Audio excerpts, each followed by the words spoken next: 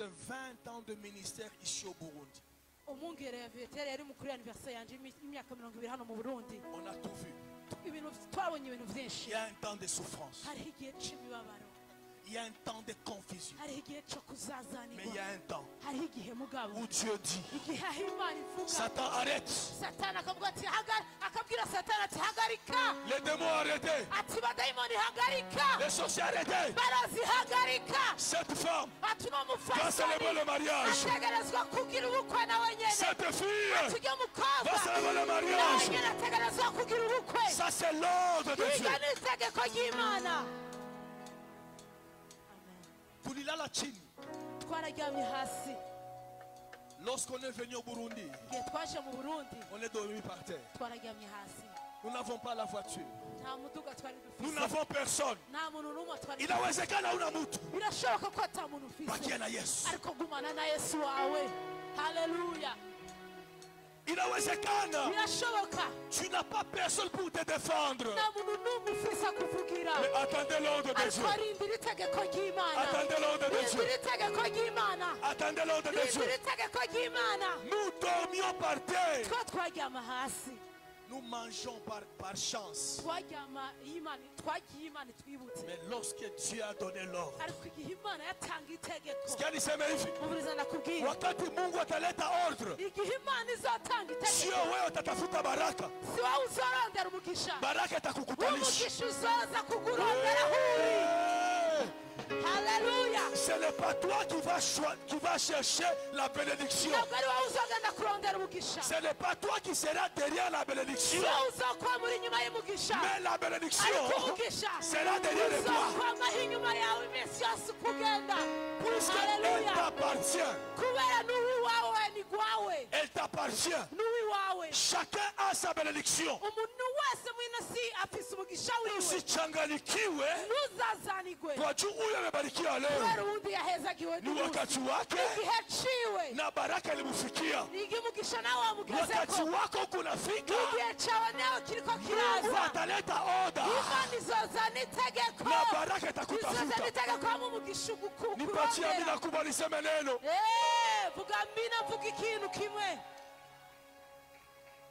Je dis à ma femme, c'est qu'on te paye. Nataka uelewe oda ya Mungu. C'est qu'on te paye. Ne nous suffit pas. Il est possible que ce qu'on te paye ne te suffit pas. Ce que tu touches ne suffit pas. Il est temps que Dieu donne l'ordre. Mipaka ipomoke. Milango ifunguke. Alléluia. Le chiffre 10. Je lui ai dit, quitte le travail.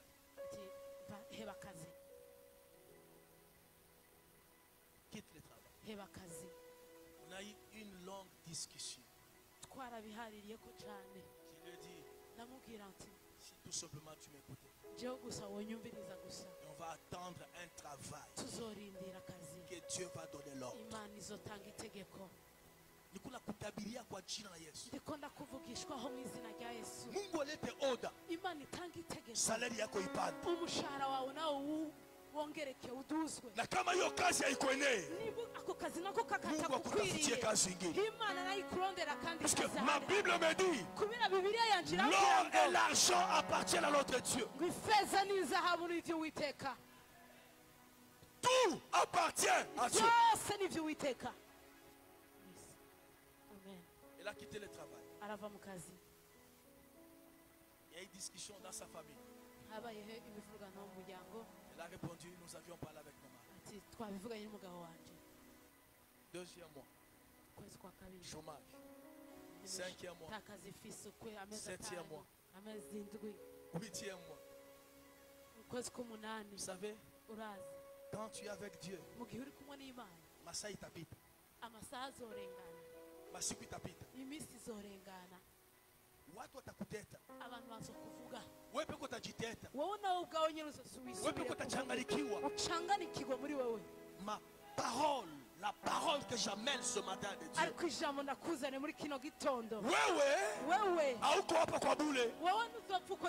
Dieu ne t'a pas créé pour rien. Il y a un plan de Dieu derrière toi. Et le Dieu qui te connaît attaque toi. Il va te surprendre. Amen. Exactement dans 10 mois. Dieu a ouvert.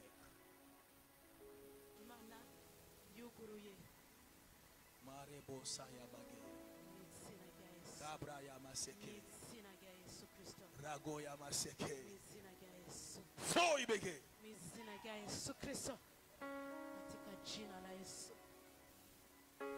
Que la grâce soit dessus. Soyez libérés. Au nom de Jésus. Sois libéré là. Sois libéré. Sois libéré. Sois libéré. Au nom de Jésus. Amen.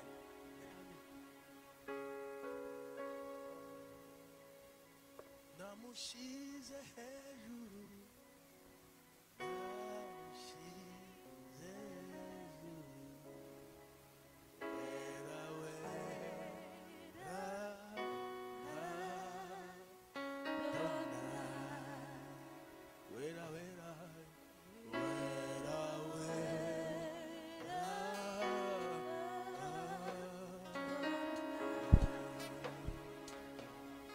Dieu a donné l'ordre. Il a un travail. Puisque Dieu a donné l'ordre.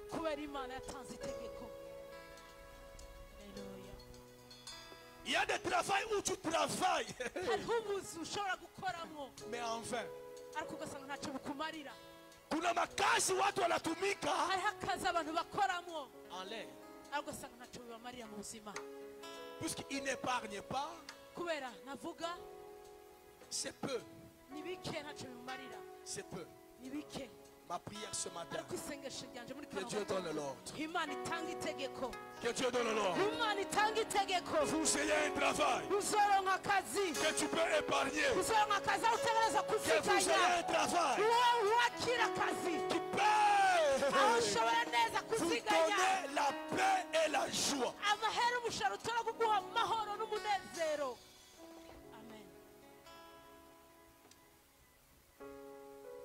Regardez-moi, laissez-le, ça va aller. Je t'avais dit, dans une église autrui, nous allons l'entrer.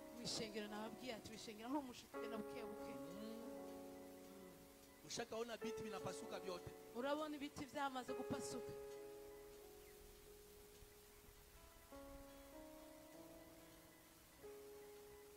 Ushakaona watu waanza kupigiana. Mkutano na changanikiwa. Abantu batangwe ku. Nous sommes venus enseigner. Ariko twaje kwigisha. Dites aux enfants d'Israël, j'ai vu leurs souffrances. Le 10e jour, écoutez-moi bien. Pour être béni de Dieu, il faut suivre les ordres de Dieu. Pour voir la main de Dieu, il faut suivre les ordres de Dieu. Mais ce qui est regrettable, les gens veulent Dieu rien que pour être bénis, mais non pas pour le servir.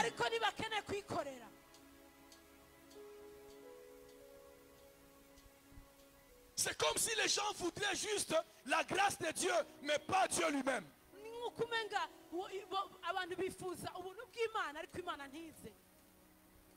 Pour voir la main de Dieu. Dans les chiffres 10. Dans cet ordre de Dieu parfait. La première chose, il y a l'obéissance. Unataka kuona mkono wa Mungu? Si sauti ya Mungu.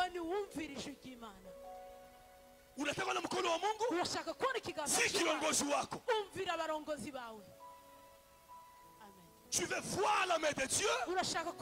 Sois obéissant à ton pasteur. Tu ne peux pas entrer à l'église, tu entres, tu sors, comme si dans un marché. Non, un enfant de Dieu, il entre à l'église et il a inactivité, inaction dans la maison de Dieu. ushobora kwinjira mu ngoro y'Imana winjira usohoka nk'uko umenga ni mu kaguriro, ariko umwana w'Imana ategeza kugira umurimo w'Imana mu ngoro z'Imana. Turahinduye amiga. La Bible dit l'obéissance vaut plus que le sacrifice. Mais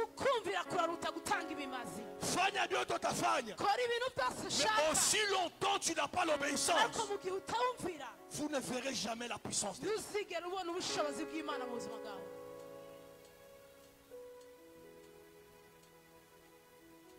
Deuxième chose, pour voir la main de Dieu, pour que Dieu se manifeste, pour que l'ordre de Dieu s'accomplisse dans ta vie, il faut l'humilité. Il faut l'humilité.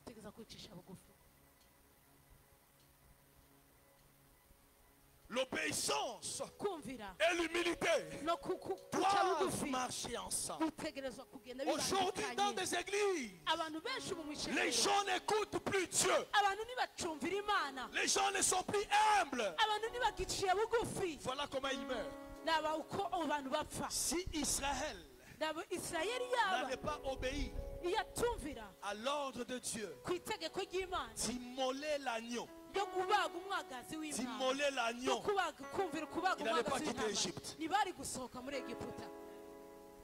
Tu veux quitter l'Égypte? Obéis Dieu. Qu'est-ce que Dieu te dit? Qu'est-ce que Dieu te dit? Frère, j'ai aimé ce que tu as dit. Le frère de El Shaddai. J'ignore le nom, mais tu es le petit frère de Richard. J'étais à ton mariage, puisque j'étais là pour Richard. Il a dit, il ira prier que Dieu l'oriente. C'est une très bonne chose. Au lieu d'être orienté en désordre, il faut écouter Dieu. Et lorsque Dieu te dira de venir, il faut venir. Amen. Si Dieu va te convaincre de venir, alors viens. Parce que laisse-moi te parler. Il y a parfois là où nous sommes, il n'y a plus Dieu. Je ne dis pas que ton église, il n'y a pas Dieu. Non. Mais je dis dans le sens que Dieu est partout, mais il n'agit pas partout.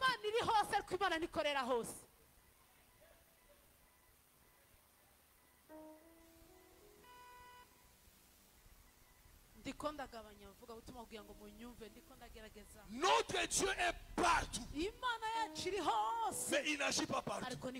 C'est pourquoi il faut être là où Dieu veut que tu sois.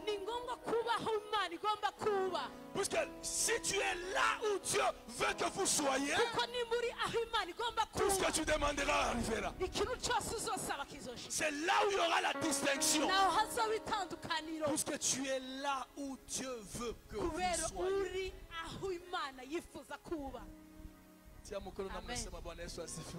Amen. Alléluia. Troisième chose, c'est là où je vais terminer. La pureté. La sainteté. La sainteté. Josué 24:15. Il dit aux enfants d'Israël, vous aviez oublié ce que Dieu a fait pour vous. Vous oubliez ce que, là où Dieu vous a sorti. Choisissez aujourd'hui le Dieu que vous voulez servir. Si c'est le Dieu des Amoréens, je m'en fous. Si c'est le Dieu des Amalécites, partez. Mais moi et ma maison, nous servirons le Dieu d'Abraham, Isaac et Jacob. Nous resterons fidèles. Nous resterons obéissants. Nous resterons humbles. Et nous resterons saints. La sainteté. La sainteté. La sainteté.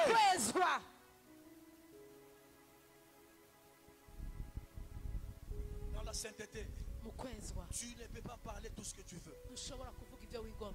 Dans la sainteté, tu ne dois pas faire tout ce que tu veux faire selon toi. C'est pourquoi Dieu va leur recommander. Vous voulez quitter l'Égypte? Faites le choix. Faites le choix. Malheureusement, les gens n'avancent pas puisqu'ils font un mauvais choix.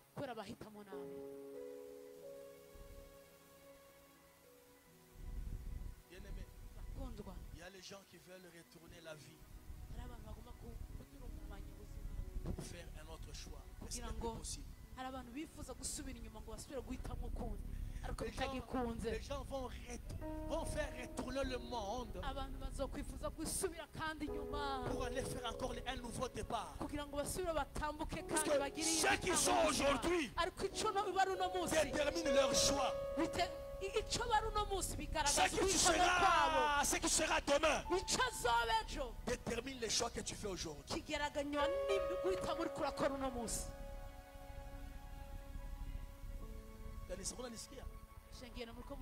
Ce que vous serez demain détermine le choix que tu feras aujourd'hui. Vous savez, j'aime ce que je fais. Je suis dans les bons choix. Tu peux comprendre en 2015, il y avait un peu de désordre ici. Les gens fuyaient. Les autres allaient se faire passer pour des réfugiés. Les autres voyageaient. Moi, j'étais en Afrique du Sud.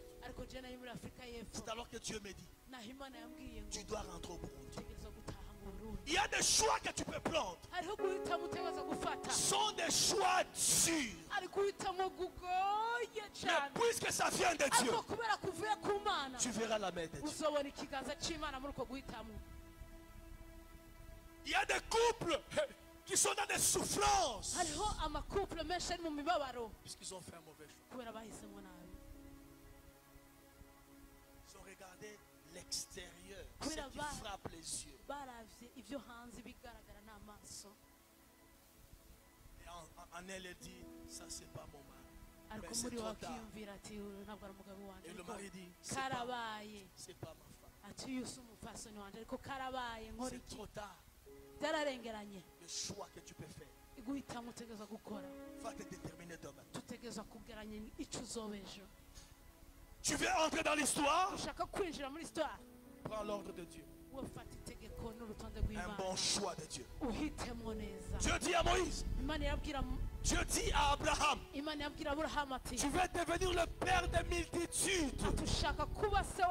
Tu veux que ton nom soit resté de génération en génération. Tu veux que personne ne puisse pas t'oublier. Que les chrétiens parlent de toi. Que les musulmans parlent de toi. Prends ton fils, ton unique fils. Allez mon fils. L'ordre de Dieu.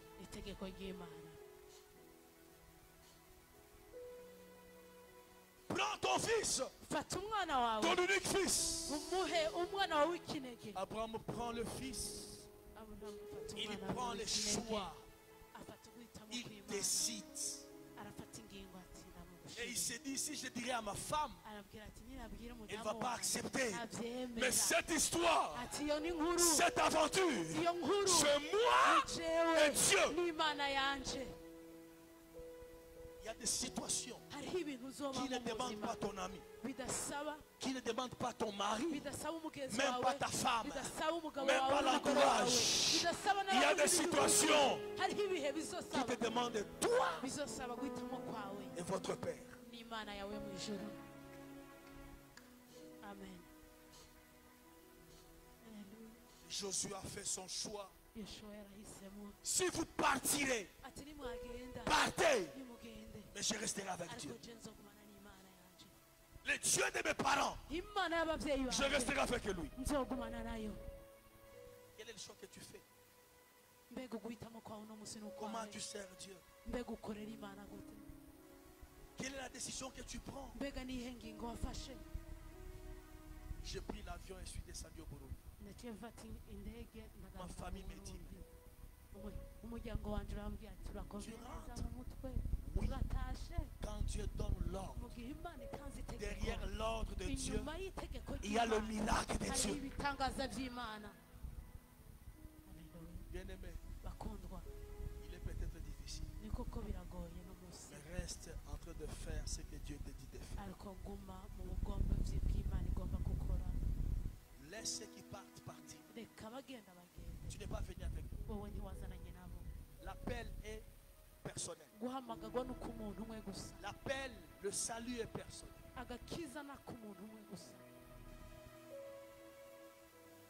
Ne vois pas que vous êtes nombreux. Non, non. Quelle est ta relation entre toi et Dieu? Quittez le mouvement. Quittez le mouvement. Qu'est-ce que Dieu te dit? Tulifanya hivi, tulifanya hivi. Ndio. Mungu amekwambia nini? Mungu amekwambia nini kwa hii kanisa?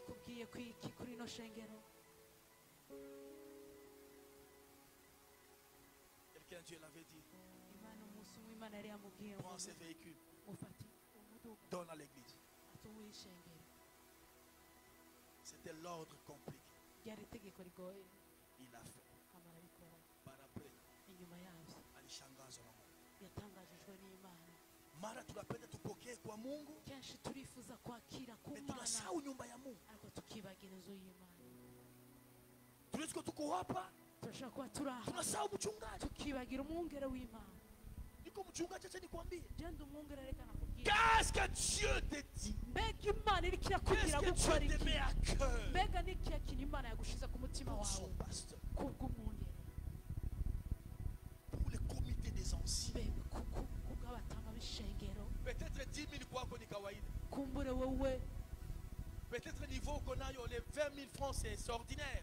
C'est rien. Mais dans la poche de tes anciens de l'église, ça peut faire quelque chose. Non, l'église va mal aujourd'hui. Les gens viennent que le dimanche. Mais les gens n'ont plus cette vie intime avec l'ordre de Dieu. Peut-être pour terminer, que tu vois la main de Dieu, il faut se sacrifier. Perdez d'abord ce que vous avez et vous verrez la main de Dieu. C'est pourquoi ils sont perdus. Si parmi les Israéliens il y avait un pauvre, et Moïse a dit vous allez immoler un agneau, et il a pris cet agneau, il a immolé, il a perdu. Mais derrière, il y avait la guérison. Tu veux être élevé, tu veux être béni, tu veux voir la main de Dieu, sacrifie-toi. C'est ça l'œuvre de Dieu. Connaissez la vie de ton église. L'église, ce n'est pas un club.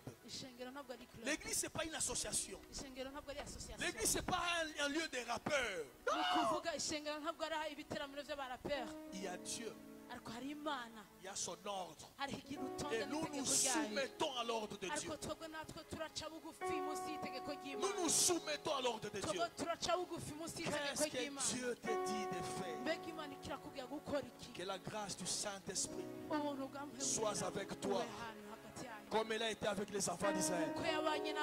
Lorsqu'ils ont obéi à l'ordre de Dieu, ils ont pris l'agneau en faisant le choix. Ils se sont humiliés. Ils ont pris le sang. Ils ont mis sous les linteaux de leur maison. La délivrance est arrivée. Lorsque tu feras ceci, il y a des signes que tu verras. Que mon Dieu vous bénisse au nom de Jésus. Amen. J'avais déjà prié pour toi.